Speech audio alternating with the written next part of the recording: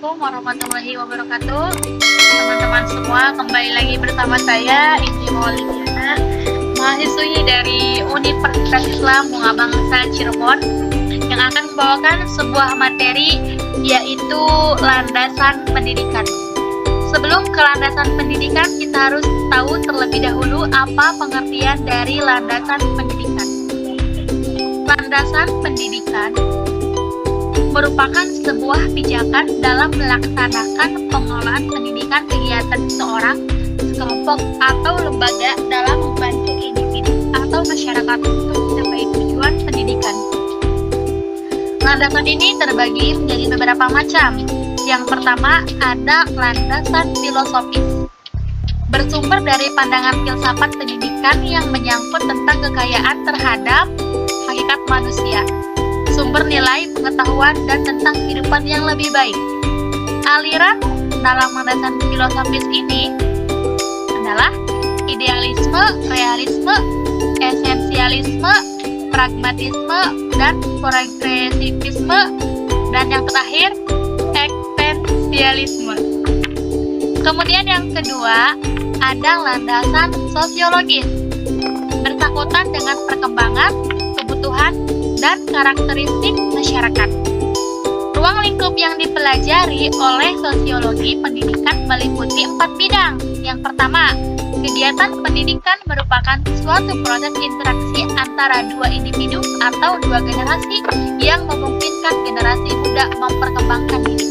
Yang kedua, kegiatan pendidikan yang sistematis terjadi di lembaga sekolah yang dengan sengaja dibentuk oleh masyarakat. Yang ketiga, perhatian sosiologi pada kegiatan pendidikan semakin intensif sehingga melahirkan cabang sosiologi. Dan yang terakhir, sosiologi pendidikan merupakan analisis ilmiah tentang proses sosiologi dan pola-pola interaksi sosial di dalam sistem pendidikan. Kemudian yang ketiga ada landasan psikologis.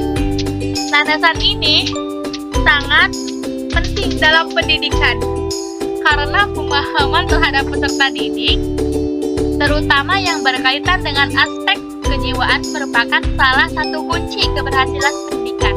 Pemahaman tumbuh kembang manusia sangat penting sebagai bekal dasar untuk memahami peserta didik dan menemukan keputusan atau tindakan yang dapat dalam membantu proses tumbuh kembang itu secara efektif dan efisien. Dan yang keempat ada landasan kultural. Landasan ini berkaitan dengan kebudayaan. Kebudayaan dan pendidikan memiliki hubungan timbal balik karena budaya dapat dikembangkan dengan cara mewariskan budaya dari generasi ke generasi melalui pendidikan baik secara formal maupun non-formal. Lembaga sosial yang lazim digunakan sebagai alat transaksi dan transformasi kebudayaan adalah lembaga pendidikan, utamanya sekolah dan keluarga. Yang kelima ada landasan ilmiah dan teknologi atau IPTEK.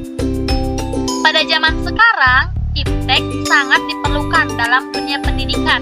Kebutuhan pendidikan yang sangat mendesak justru memaksa tenaga pendidik untuk menggunakan alat-alat teknologi. Pendidikan di sekolah harus mampu mengakomodasi dan mengantisipasi perkembangan IPTEK yang semakin maju. Kemudian yang kelima ada landasan konstitusional.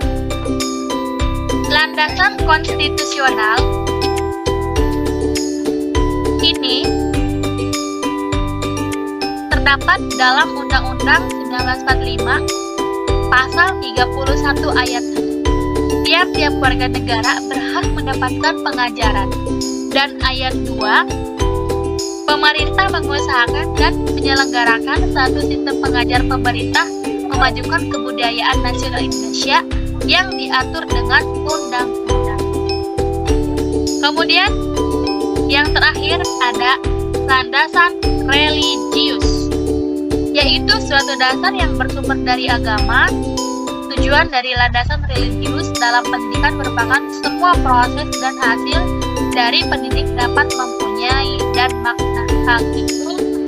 Oke teman-teman, itu merupakan sedikit pengertian dari landasan pendidikan kan yang bisa saya paparkan kepada teman-teman. Semoga sedikit banyaknya materi yang saya sampaikan ini bisa dipahami dan dimengerti oleh teman-teman.